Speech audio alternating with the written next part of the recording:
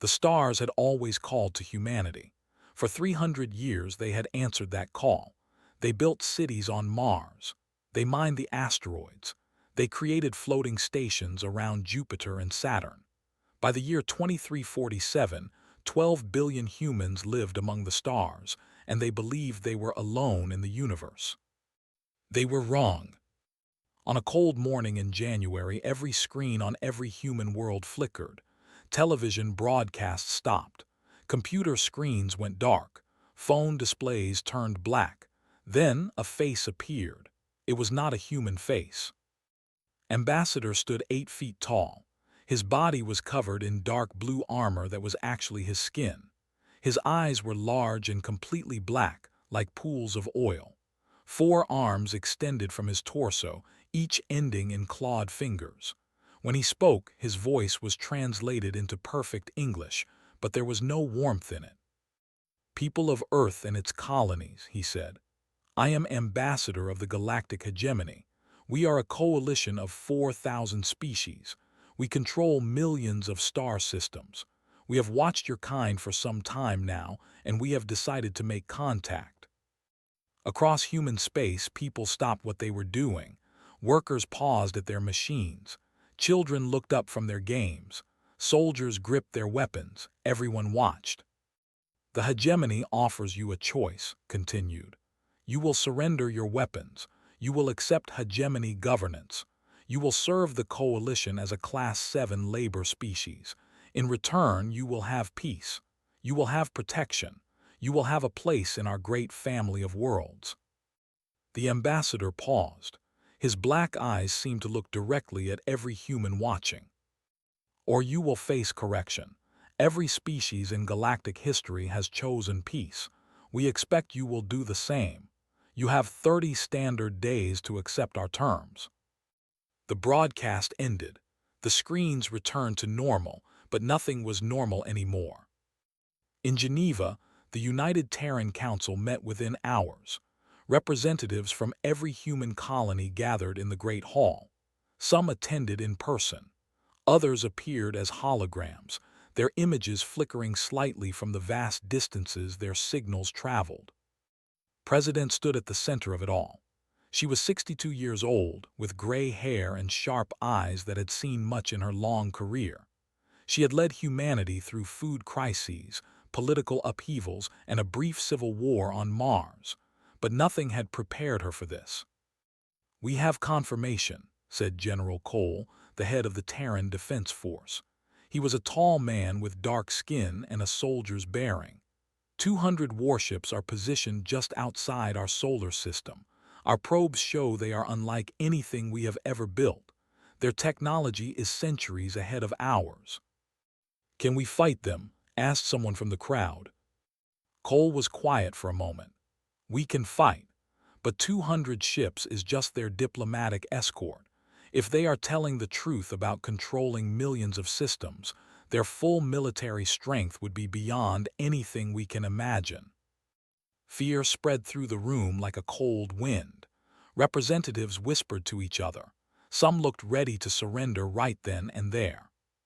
"What do they want from us exactly?" asked another representative. "What does Class 7 labor species mean?" An intelligence officer stepped forward. "We have been analyzing their transmissions. Class 7 species are used for manual labor, mining, and factory work. They have no rights, no representation, and no freedom. They are, for all purposes, slaves." The room erupted in angry voices, but President raised her hand, and slowly silence returned. She looked around at the faces of humanity's leaders. She saw fear in many of them. She understood that fear. The enemy was vast and powerful. Surrender would mean survival, even if it meant chains. But she also saw something else. In the eyes of soldiers like General Cole, in the clenched fists of young representatives who had grown up hearing stories of human courage. She saw the same fire that had burned in humanity since the first person had looked at a challenge and refused to back down. "Let me ask you something," said. Her voice was calm, but it carried to every corner of the room. "In all of human history, From the ancient warriors who fought empires with nothing but spears, to the rebels who stood against tyranny with empty hands, has there ever been a time when humanity chose slavery over death? No one answered. They all knew the answer. They say every species surrenders, continued. They say war is something civilizations grow out of, but they have never met a species like us. We did not crawl out of the mud and reach for the stars by being timid. We did not survive ice ages and plagues and wars by giving up. She stood taller and her voice grew stronger. They have given us 30 days to surrender. I say we give them our answer today, not because we are certain of victory, not because we do not fear what is coming, but because we are human and humanity does not kneel. The vote was held. One by one, every representative made their choice. The result was unanimous. Ambassador received Earth's reply 6 hours later. It was broadcast on every frequency, in every language the hegemony used. It was a single word, spoken by President herself. No. In his ship, stared at the message for a long time. In all his centuries of service, in all the hundreds of species he had brought into the hegemony, he had never received such an answer. He did not know what to make of it. But deep in his ancient mind, something stirred, something that might have been the first hint of fear. The humans had chosen war, and the galaxy would never be the same. The news of humanity's refusal spread across the galaxy like fire through dry grass. In council chambers and trading posts, in military bases and royal palaces, beings of every shape and size heard about the strange new species that had said no. And they laughed. He sat in his throne on Archon Prime, the capital of the hegemony. He was very old, older than most stars that humans had named. His body was thin and gray, wrapped in robes that flowed like liquid silver. He had overseen 600 integrations in his long life. He had watched 600 species realize the truth and accept their place in the hegemony. They are simply confused, he said to his advisors. Young species often are. Send a correction fleet, show them what they face, they will learn. 2,000 warships were assembled. It was the largest fleet the hegemony had gathered in 10,000 years, though even this was a small fraction of their total strength. Admiral A was given command. She was considered one of the finest officers in the Celestial Arm, though she had never actually fought a battle. No one in the hegemony had. Real war was ancient history, something primitive species did before they grew wise. Admiral led her fleet toward human space with complete confidence. She had seen the reports on human technology. Their ships were slow. Their weapons were weak. Their largest fleet numbered less than 500 vessels. This would not be a battle. It would be a lesson. But while the hegemony fleet traveled, humanity was not waiting. In secret shipyards throughout the solar system, engineers worked without sleep. Scientists pushed themselves beyond exhaustion. Soldiers trained until their bodies screamed for rest and then trained more. They had studied the hegemony probe they captured in the first days after contact. They had taken apart its engines, its shields, its weapons. Human scientists had looked at technology centuries ahead of their own and asked a simple question that no hegemony species had asked in. How can we make this into something that kills?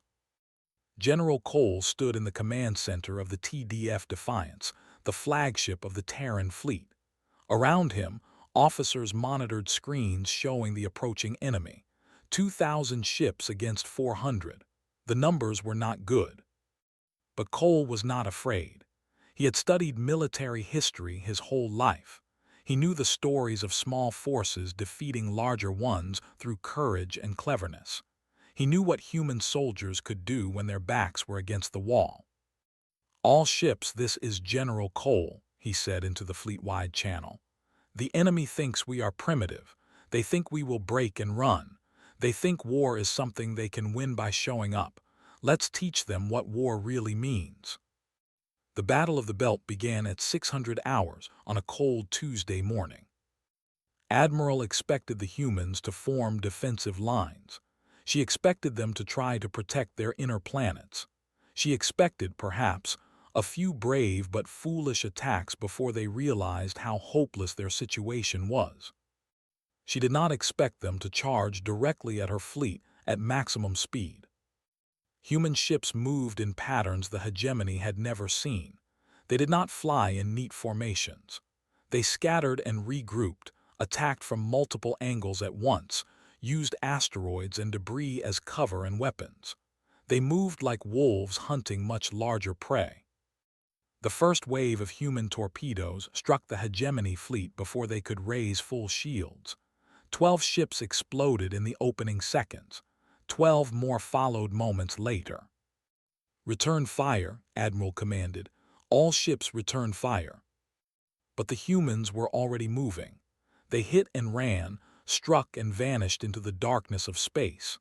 Hegemony gunners could not track targets that moved so fast, so unpredictably.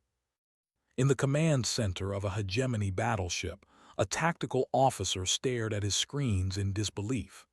"Admiral, their attack patterns make no sense. They are taking insane risks. They should not be able to coordinate like this." But they could. Human captains communicated constantly, sharing information, adjusting plans in real time. They fought not as individual ships but as a single living organism with 400 parts. The battle raged for 6 hours. Human losses were heavy. 112 ships were destroyed. Thousands of soldiers died. But the hegemony lost over 1,000 vessels. Admiral stood on her bridge, watching her fleet burn. She had never seen anything like this. The humans did not retreat when they took damage. They did not surrender when surrounded. They fought until their ships were torn apart around them, and sometimes even then. One human destroyer, its engines destroyed and its hull breaking apart, had used its last moments to ram directly into a hegemony cruiser. The captain had broadcast a final message as his ship died: "See you in hell." Admiral did not understand those words, but she understood what they meant. "All ships," she said, her voice shaking, "retreat, fall back to rally point 7. As her fleet fled, she sent a warning to High. Her words would be repeated in council chambers across the galaxy. They would be studied by military commanders for centuries to come. "They do not surrender," she said. "They do not negotiate. They do not stop. They are not like any species we have ever faced. They do not fight to win. They fight because fighting is what they are." On Archon Prime, the laughter stopped. For the first time in 12,000 years, the galactic hegemony knew fear, and somewhere in the cold depths of space, humanity smiled. The real war was just beginning. The Hegemony Council met in emergency session. For the first time in living memory, there was panic in those ancient halls. High listened as report after report came in. The correction fleet had failed. More than 1,000 ships had been destroyed by a species that should not have been able to scratch their paint. Worse, the story was spreading. Every corner of the galaxy was talking about the humans who fought like demons. "We must crush them completely," said one, a being made of living crystal. "Send everything. 500,000 ships, burn their worlds to ash." Nodded slowly. The order was given. Ships from every sector of hegemony space began moving toward the small corner of the galaxy where humanity lived. It was the largest military gathering in galactic history. But humanity did not wait for the storm to arrive. General Cole stood before the Terran Council with a bold plan. "They expect us to hide behind our defenses," he said. "They expect us to wait for them to come. But every day we wait, they grow stronger. We cannot win a defensive war against an enemy with unlimited resources." President leaned forward. "What do you suggest?" "We attack. We take the war to them. We hit their supply lines, their stations, their allies. We show the galaxy that the hegemony can be hurt." It was a dangerous plan. Human forces were still small. Their technology was still catching up. But Cole believed in something the hegemony did not understand: the power of a symbol. The first Terran expeditionary fleet launched 1 month later, 300 ships carrying 50,000 soldiers heading into enemy territory. They were not meant to conquer, they were meant to inspire. Their first target was a hegemony supply station at the edge of civilized space. The station was protected by 30 warships. The humans destroyed them in 2 hours. Word spread quickly. Human ships had been seen in hegemony space. Human soldiers had walked on hegemony stations. The impossible was happening. But something else happened at that station, something that would change everything. Among the workers on the station were members of a species called the. They were tall beings with 4 legs and 2 arms, covered in scales the color of dried blood. Once, thousands of years ago, they had been warriors. They had fought the hegemony with everything they had. They had lost. Their weapons were taken. Their warrior traditions were banned. They were made into laborers and servants, but deep in their hearts the fire had never completely died. When human soldiers secured the station, they found the workers watching them with strange expressions. One of them, an old male with scars on his face, approached a human sergeant. "You are the humans," he said, "the ones who said no." The sergeant nodded. "That's us." "We said no once," the said. His voice was thick with old pain. "We fought, we lost. They took everything from us." The sergeant looked at the old warrior. He saw the scars. He saw the pride that still lived in those eyes. "Maybe it's time to fight again," the sergeant said. They stared at him for a long moment. Then slowly he smiled. It was a smile that had not been seen on a face for 3,000 years. Meanwhile, Doctor was making a different kind of discovery. She was an expert in alien languages and communications.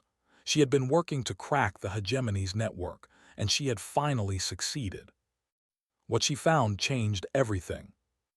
"They're not strong," she told President. "The hegemony controls the galaxy through fear, not power. Most species surrendered without a fight because they believed resistance was hopeless. The hegemony told them they had conquered thousands of species. They showed them images of destroyed worlds, but most of it was lies."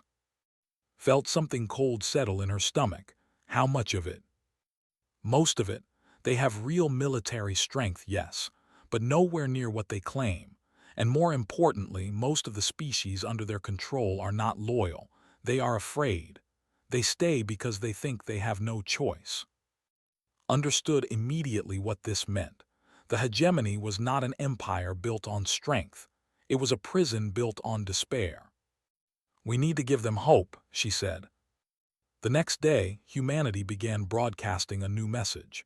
It went out on every frequency, translated into every known language. It reached trading posts and mining colonies, slave worlds and factory planets. "You are not alone," the message said. "We are humanity, we said no. We fought back, and we are still standing. If you want your freedom, stand with us. The hegemony can be beaten. We have proven it." The effect was electric. On 100 worlds, beings who had lived in fear for generations heard the message and felt something stir in their hearts. Old warriors remembered their pride. Young rebels found their courage. They were the first to rise. They attacked their overseers with bare hands and stolen weapons. Other species followed. The Syndicate, a network of criminals and outcasts, offered humanity intelligence and resources. A species of engineers began secretly building weapons. The hegemony had expected to fight one small species. Instead, they found themselves facing something far more dangerous. An idea. The idea that freedom was possible. The idea that the hegemony could fall. General Cole received reports of rebellion spreading across hegemony space. He smiled grimly. "They wanted to teach us our place in the galaxy," he said. "Instead, we're teaching the galaxy what humanity learned long ago. The only chains that can hold you are the ones you accept." The war was no longer just humanity against the hegemony. It was becoming something much larger, something the galaxy had not seen in thousands of years. It was becoming a revolution. 3 years had passed since the first human ship had fired on the hegemony. 3 years of blood and fire. 3 years of losses that would have broken any other species. But humanity did not break. The Terran coalition had grown into something remarkable. Humans fought alongside warriors who had rediscovered their ancient battle songs. Pilots flew stolen hegemony ships. Engineers built weapons in hidden factories. A dozen other species had joined, each bringing their own skills, their own hatred of the hegemony, their own desperate hope. The war had spread across the galactic arm. Every week brought news of another battle, another victory, another defeat. Human commanders had become legends among the free species. Admiral held Artemis Station for 47 days against a fleet 10 times her size. When her ammunition ran out, she ordered her ships to use their engines as weapons. When her ships were destroyed, she led the survivors in boarding attacks on enemy vessels. When they finally retreated, they left behind a graveyard of hegemony wreckage. Commander led raids deep behind enemy lines. He appeared without warning, struck without mercy, and vanished like smoke. Hegemony commanders learned to fear the name. They said he could not be killed, that he was a ghost, a demon. He was just a man. But he was a human man, and that was enough. I watched his empire crumble. Species that had been loyal were in open revolt. Officers who had served the hegemony their whole lives were questioning their orders. The galactic economy was collapsing as trade routes became war zones. He called his most trusted advisors to a secret meeting. "We must end this," he said. "The humans are not the real threat anymore. They have given the galaxy a disease, hope. As long as they exist, as long as Earth stands, every slave species will dream of freedom." "What do you propose?" asked Admiral. She had been given command of the remaining loyal forces. She had also not slept in weeks. His ancient eyes were cold. "There is a weapon. It was built long ago during the last Great War. It is called the Void Scythe. It can destroy entire star systems. We banned its use because it was too terrible even for us. But these are desperate times." "You would destroy Earth?" Admiral asked. She had fought the humans. She had learned to respect them. But she also knew they could not be beaten by normal means. "I would destroy Sol itself," said. "The star at the center of their system. Earth, Mars, all their colonies, gone in a single moment. And then we will show every rebel world what happens to those who defy us." The order was given. The Void Scythe was removed from its hidden vault and brought to a construction site in deep space. Thousands of workers began preparing it for use. But the coalition had spies everywhere now. Word of the Void Scythe reached human intelligence within days. President called an emergency meeting. General Cole, Admiral, and the leaders of the allied species gathered around the hollow table. "They mean to kill us all," said. Her voice was calm, but her hands were shaking. "Every human, every colony, gone." The room was silent for a long moment. "Then we stop them," Cole said. "We find this weapon and we destroy it." "It is heavily guarded," said the general. "A direct attack would cost us everything." "Then we don't attack directly," said a new voice. Everyone turned. Captain stood at the entrance. She was young for such a gathering, only 32 years old, but she had led some of the most dangerous missions of the war. "Give me a small team," she said. 50 soldiers, we go in quiet, we find the weapon, we destroy it from the inside." Admiral shook her head. "The chances of survival are almost zero." Smiled, it was not a happy smile. "I know, but if we do nothing, the chances of survival are exactly zero, for everyone." She got her team, 50 volunteers from a list of thousands. Every soldier in the fleet had wanted to go. The mission was a nightmare. His team infiltrated the construction site through maintenance tunnels. They fought through security forces in the dark, using knives and silenced weapons because a single alarm would doom them all. They lost people, good people, friends. watched them fall and kept moving. Finally, they reached the weapon control center. The void scythe was almost complete. In hours, it would be ready to fire. "Set the charges," ordered, "and get me access to their broadcast network." Her team worked quickly. Around them, alarms finally began to sound. Hegemony soldiers were coming. Activated the broadcast. Her image appeared on every screen in the facility. And then, as her team's hackers worked their magic, on every screen in the hegemony. "My name is Captain of the Terran Coalition," she said. "I am standing next to a weapon called the Void Scythe. Your leaders built it to destroy Earth, to murder billions of innocent people, to terrify you into obedience." She turned the camera to show the massive weapon behind her. "Look at what your hegemony has become. Look at what they would do to keep you afraid. Is this the civilization you want to serve? Is this the future you want for your children?" Gunfire erupted around her. Soldiers were falling. She kept talking.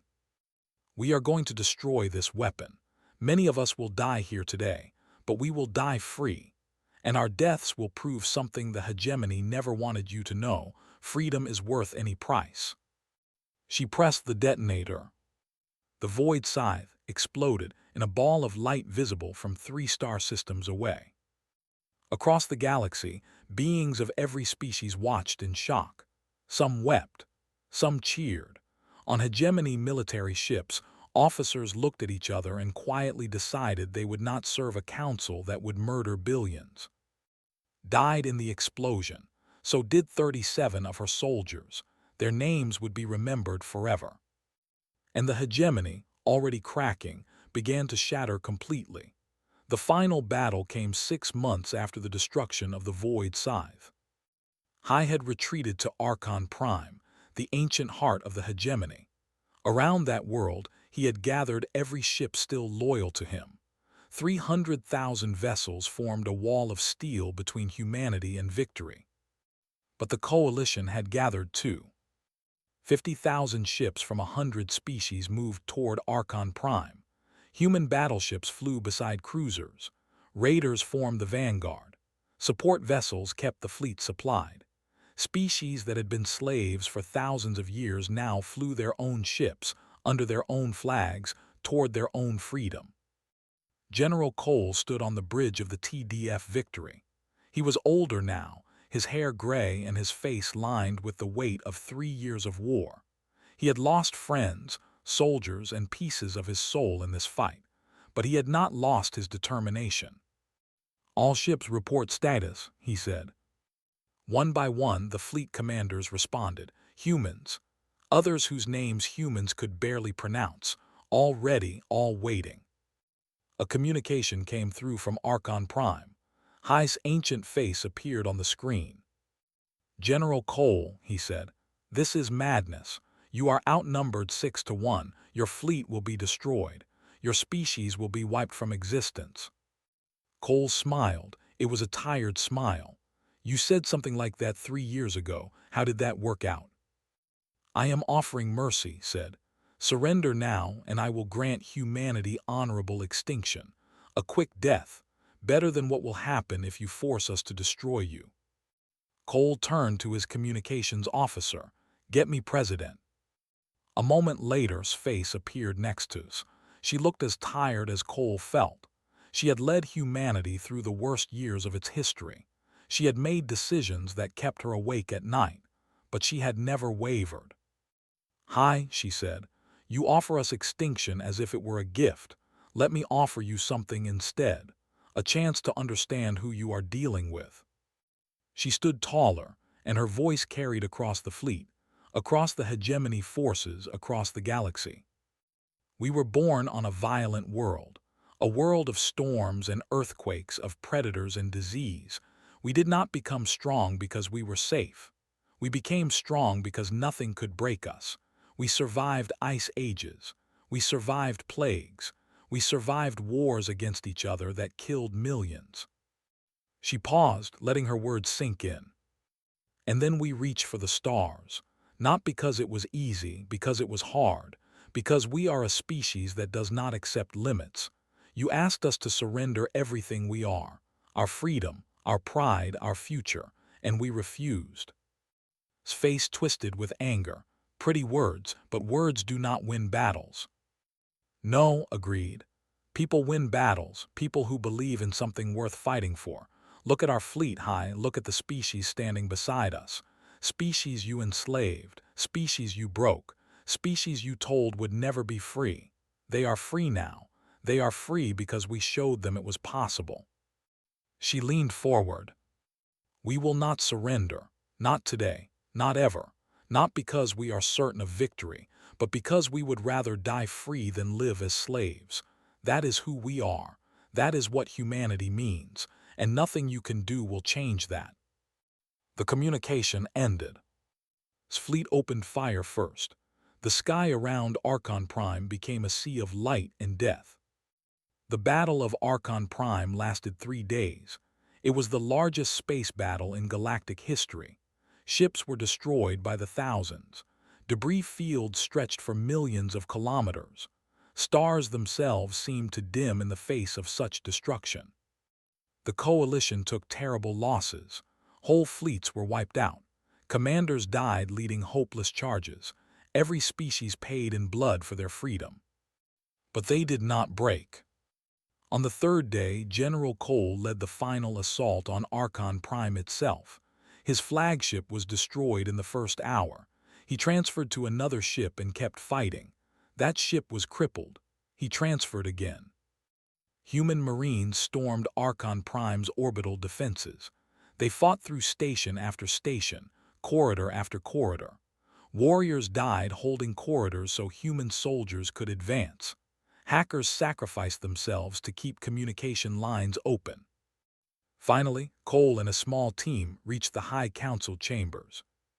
Was waiting for them, the ancient being stood alone. His guards had fled or surrendered. His advisors were gone. He was the last one. How, he asked, his voice was broken. How is this possible? We had everything, numbers, technology, thousands of years of history. How did you beat us? Cole walked forward. He was wounded in 3 places. He was exhausted beyond words, but he was still standing. You want to know the secret, he said. It's simple. You built an empire on fear.